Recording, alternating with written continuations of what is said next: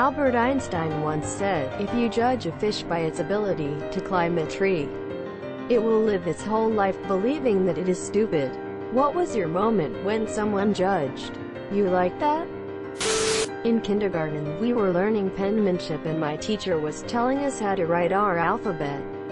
But for some reason I could not write the letters no matter how hard I tried.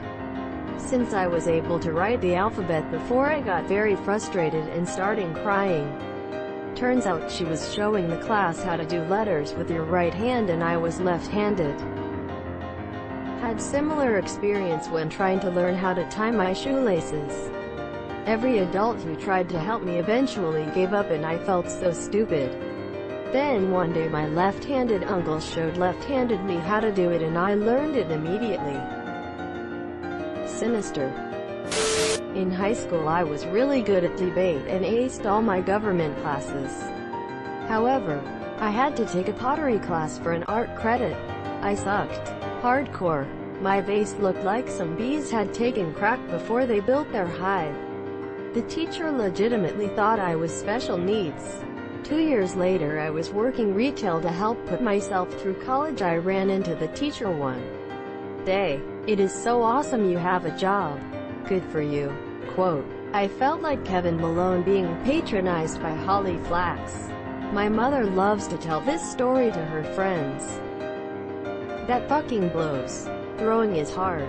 I can hand build literally anything and get praised for it, but I can't fucking throw it to save my life. When HR at a company had me interview for a different position than I had applied for. The position they interviewed me for was one I knew nothing about, and told them as much. Despite me telling them before each round of interviews that they had made a mistake, I still had to endure a full day of people asking me questions that I had no answer to. They had someone in mind but needed to interview someone objectively worse than their preferred person, so it didn't look like favoritism. I hadn't considered that angle. However, they flew me in, picked me up in a black car, put me up in a nice hotel. Would be a hell of a play if true. You would seriously be surprised how much money a company will pay a recruitment agency for candidates, in particular in the senior or above levels in IT. Sick money. I was always told how bad sleeping in class was despite acing my classes. And teachers would complain to my parents about how much I slept. I felt so horrible for so long and slept early almost every day to no avail. Turns out I have narcolepsy. So, were you micro-napping? Or out for the whole lesson? Hope you are now supported in managing this. I would fall asleep for between 5 to 60 minutes. Don't know what it depends on, but it's random. During that time, I'd have vivid dreams and multiple dreams even if I was out for only 10 minutes. Even now I still fall asleep in every class. I don't manage it in any way other than resisting and taking some medication, which helps sometimes. Maybe for some it won't be a situation like the Einstein quote. But I felt like a fish trying to climb a tree. A few months ago I got the chance for an interview for an okay job. I finished all tests with almost 100% and finished the first 2 interviews quite good, and when I got to the last one they started asking me questions that had nothing to do with my profession. I was completely silent because it has nothing to do with what I studied. I think that I even looked like a fish gasping for water. After they started to make fun of me, I just walked out. Dodge a bullet there. Not a bullet. Chernobyl itself. Millions of tiny bullets hitting you at the cellular level. Had an English teacher that said any stories I wrote were bad. I thought that I'd done a good job on it. So I showed it to a different English teacher who said it was brilliant, but I needed to spell check. It turns out the first teacher basically didn't read it, just saw the spelling errors. Several years later I got diagnosed with dyslexia. This reminds me of the time my class had to write down what we wanted to be. I told my 7th grade science teacher I wanted to be a writer. but I wrote it on an index card. When she saw the index card, she saw my terrible handwriting and immediately looked directly at me and said, "Some of us should reconsider what we want to be." Needless to say, I've been excelling at basically every writing assignment ever. I wrote for my high school and college newspaper, and some even got awards. In fact, I got so many writing achievements with these that I still laugh about how she judged my writings worth on the handwriting instead of the actual content. When I was in the Navy, I used to get in fairly frequent trouble for the suggestions I made for improving operational efficiencies. As an outside contractor, they were quite happy to pay me $200 an hour to say the exact same thing. Personal change must come from within. Organizational change must come from without. Loose change must come from the pocket.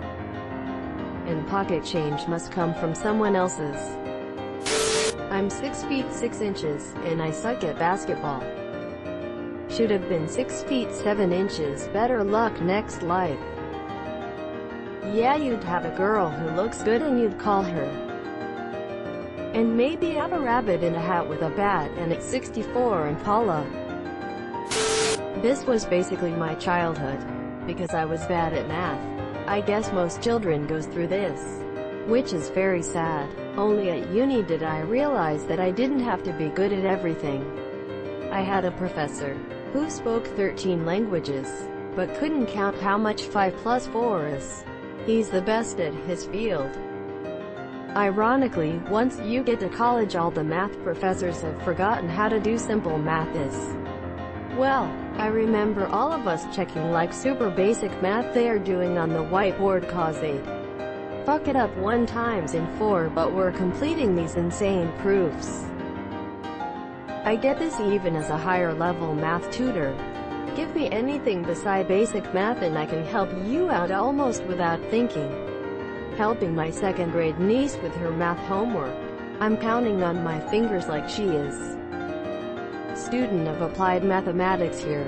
I feel your pain. Simple integers are usually n, k element of capital N. USMC judges you on your ability to run. No matter how good or bad you are at anything, if you can run fast, you are presumed better at everything. It overcomes crimes, mental retardation, and absolute stupidity.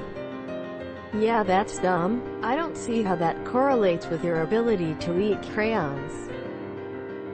The fastest Marine gets his pick of the crayon box. Macaroni and cheese was always my favorite tasting crayon. Pro tip: eating the red one with the yellow one tastes exactly like the white one with the purple one. Rose art crayons were drier than Crayola. It was good for a beef jerky type snack when the Crayola weren't available, which were like a properly cooked ribeye. I also used to have permanent marker smell pairings for each crayon. 10th grade was a hoot. I used to play a lot of poker on my phone, but never with real people. At one point I was up well over $1 million. One day I went to a convention and there was a charity poker game. Since a lot of time on the phone, the computer gives you your options and so on. I was excruciatingly awkward and came across as a bumbling idiot who didn't know what he was doing. This wasn't intentional, but it did work in my favor. I won a nice tablet that night. I was teased a lot in middle school, early high school for loving hockey. Would constantly get my knowledge tested. My appearance would get brought into it. Why would a fat girl like hockey? Had someone asked me if it was my passion and laugh in my face when I said yes. Joke's on them. I'm an officially credentialed journalist by the NHL now and have personally spoken to more players than they could dream of buying autographs from. That's so awesome. Way to go, make your dreams a reality. Do you work for the league or a particular team? Thank you so much. I work for an independent weekly publication that I edit and write for.